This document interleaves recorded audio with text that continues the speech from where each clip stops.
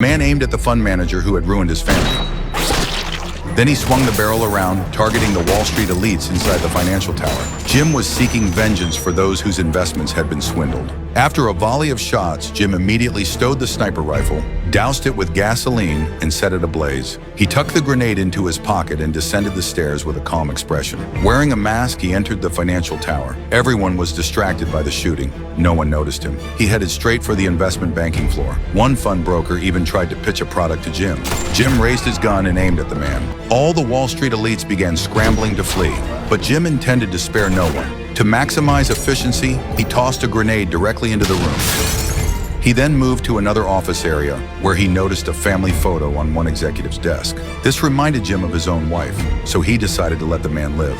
The others weren't so fortunate. At that moment, fully armed FBI agents had already arrived at the scene. Jim rushed upstairs to the floor where the fund manager's office was located.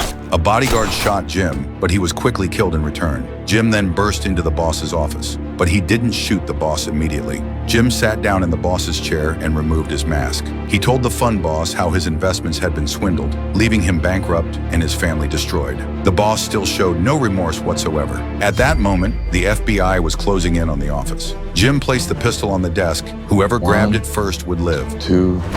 The boss snatched the gun and triumphantly pulled the trigger, only to find it empty. Just then, the FBI burst through the door. Mistaking the boss for the shooter, they shot him dead. Jim was rescued as a hostage, with officers tending to his wounds. As Jim pondered his escape, a hand suddenly rested on his shoulder. It was one of his police friends. The friend seemed to understand something, but chose not to expose Jim. Jim safely exited the financial tower.